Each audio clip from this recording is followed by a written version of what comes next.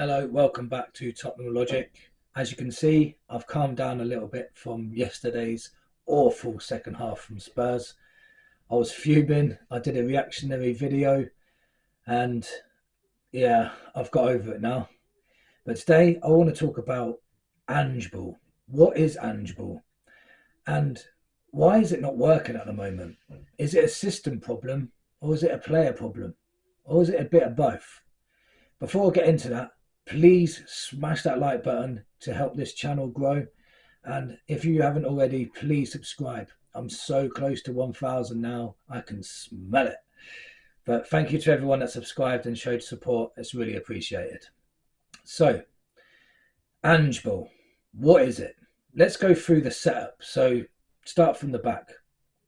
Basically, the goalkeeper is a keeper sweeper. You've got the two fullbacks that invert and basically play number 10 role. You've got the two centre backs are the only ones that sit back. Sometimes one of them goes 4-2, so Romero would step into midfield to try and win the ball back. And we've basically sometimes only got Van der Ven to sweep up if any balls are kicked over, which is quite dangerous. Then you've got the midfield where it's very compact and tight in there. They're there to win the ball back as high up as soon as possible and to link defence to attack. Then you've got the wingers. They're supposed to stay out wide. They're supposed to run at their players, take on their man, cross the ball in as soon as they can. And it's got to be a quick, smooth movement. Most of the time they drill it across the floor, and I think Spurs were first in crosses across the box last season by a million miles. They do occasionally cross it high, but most of the time they drill it across. And that's for the number 9 to get on the end of. That's the whole point of it. And if the quicker you do it, the more it puts the defence off, the opposition defence off. Then you've got your striker, the number 9, it needs to stay centrally. He can link up play between the attacking midfielder and the wingers. He's also got to get in the box to make sure he's on the end of the crosses. So, personnel-wise, we have obviously the team we put out yesterday: Vicario, Porro, Van der Ven, Romero, and Udogie at the back. I don't believe that they are bad players, but we also have to admit yesterday, as much as Udogie gets a lot of praise, he gave away the ball a hell of a lot, which put us under a lot of pressure. So that didn't help. And then you've got the midfield. In the first half, Bentancur was knitting things together. He stayed, I say he sat back a lot more in the first half than he did in the second half. I think he was pushing on more when it was 1-1, to be honest. That's how he got his head injury, because he got a head injury in the opposition box. You got Maddison, and I feel like Maddison is hampered because his number 10 role is blocked by Porro, Udogie, Sonny's sometimes in there, Sar's in there. Sometimes we've got Bentancur going in there. It's just so congested in that top. Johnson's in there. So it's so congested that you'll see Maddison coming all the way back to the number 6 role to get the ball and then start spraying it out. He shouldn't be there. That's the whole. And to me, that situation is not a player error; it's a system error. He shouldn't be doing. He shouldn't have to be doing that. He should be trained to say, "You're number 10. Play number 10." What's the point of your number 10 always coming into the number 6 role? Your number 6 role, well, rotating with him into the number 10 role when you're not a number 10 player. It just doesn't make sense. Then you've got the wingers, and I'm using Leicester for example because it was the first game of the season, but this was happening a lot last season. So it's not a reactionary to the Leicester game.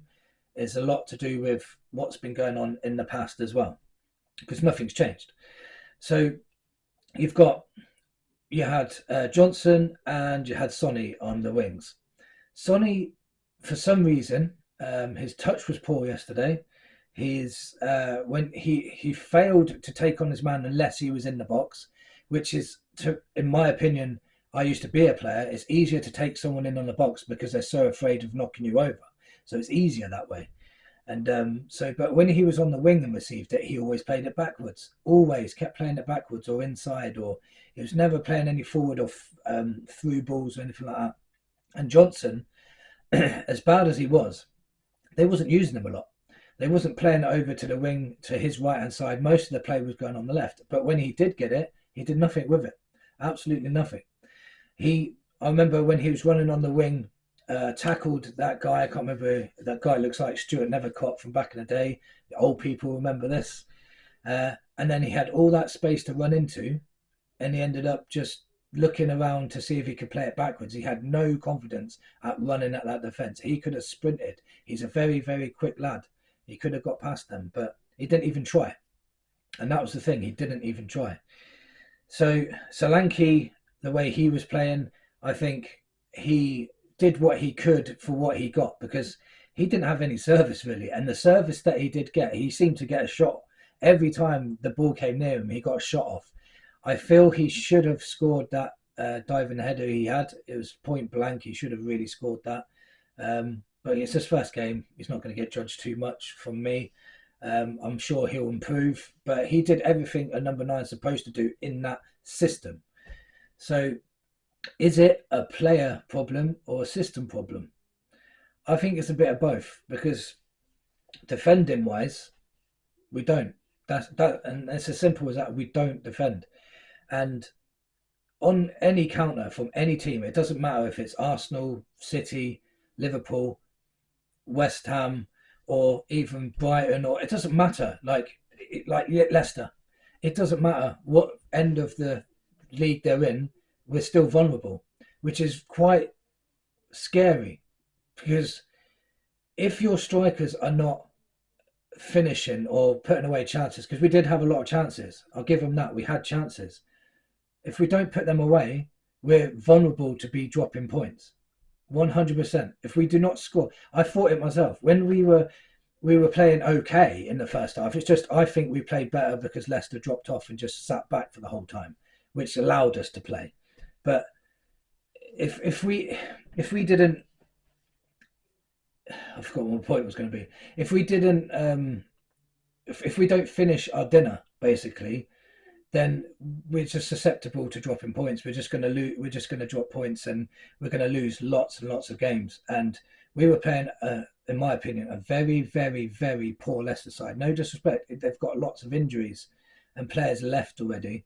They've got a new manager in. They're playing a completely different style of football. Vardy hasn't even trained, and he's come in and scored. He's 37 years old, not even being marked in the box. We're not defending. When other teams are attacking, we're relying on Romero and Van der Ven to mark 4 players. Poro's limping around for 5 minutes for some reason, and then he was fine to sprint 5 minutes later. So there was nothing wrong with him. Then you've got Udogie giving the ball away and Marauding up front and leaving them two to it. Every set piece, I'm basically shitting myself, because I just think they're going to score every time. A set piece is basically a penalty for Spurs. Every corner we concede, I think we're going to concede, because all they have to do is put a man on Vicario and we see to crumble. If you score against Spurs, we seem to just crumble. It's so basically what the system implies, and what I'm trying to get my head around it, is if you score more than the opposition, you'll win. If you don't finish your chances, you'll lose. I don't think that's a very, very safe way to play. I really don't think it is. I just don't think it's what's that word? Sustainable. I just don't think it's sustainable. Not at all.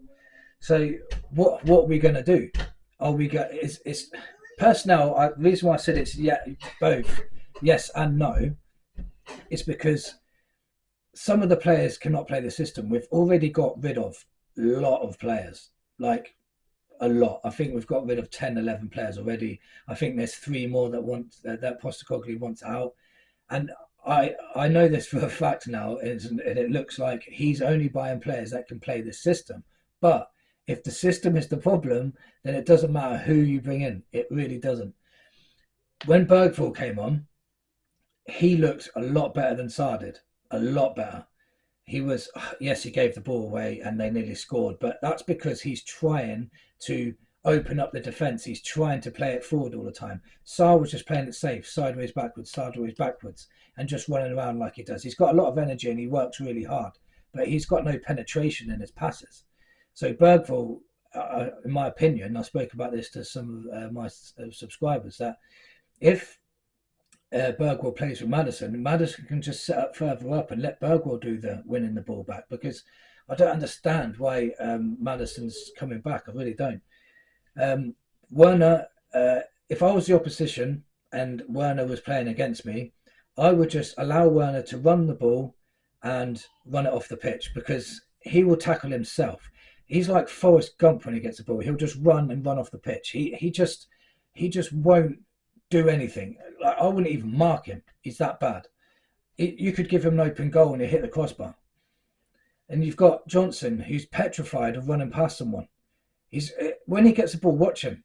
The first thing he does is look back to see who he can pass it to. He doesn't get his head down like a Neto that we was linked to. Neto would get the ball, just run at the defenders. He'll give them nightmares.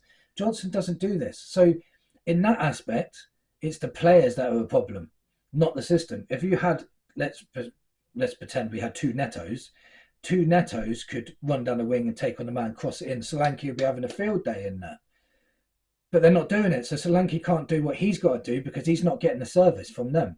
And when you've got the midfielders and none of them are penetrating the defence, because remember, we're playing a low block side. So when you're playing a low block side, there's not many through balls you can do, but they weren't even trying to. So it was so easy and predictable to defend against. It was so easy. All they do is pass it around the midfield, play it out wide, and try and cross it in. And 9 times out of 10, they couldn't cross it because they wasn't very good at crossing. And secondly, when they did, it was blocked because they knew what was going to happen.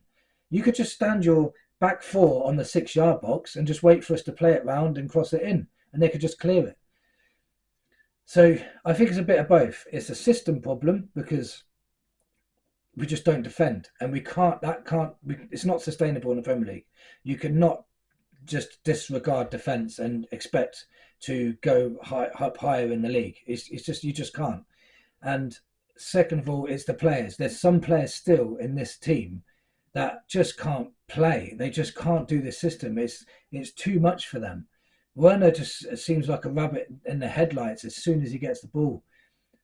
Sonny at the moment, he's probably just had an off day yesterday because he's normally a good player. So I'm not going to slag Sonny off just yet. Yesterday he was bad, but if he carries on doing that, we're going to have to change something somewhere. Are we going to change the system or the players? And 9 times out of 10, it's always the manager that goes first, not the players. So if it carries on in this way, it will be Ange getting the sack and we'll still have these players. The system doesn't work to their strengths, and that's another big problem too. So it's going to be a long old season if it carries on like this. Let me know in the comments what you think. Is it an Ange problem? Is it a system problem? Is it a player problem? Or do we just need to get rid of the manager and carry on with another manager? I don't think that's going to solve anything, to be honest, because we're going to get in another manager and he's going to have faults and we're going to start moaning about him next as well. We need to just give this more time and see what he can do, because I still like him. I still think he'll come good. I was very excited at the start of the season. I'm on a bit of a down at the minute. It's probably why I'm a bit more negative than normal. But I still believe in him. I still think he can come good. But he does need to look at it and think, come on, man. I can't be given this many chances. Especially to a 37-year-old. Come on. That didn't even train all week. He hasn't even trained. And he still gets on a goal. So let me know in the comments what you think. And come on, you Spurs.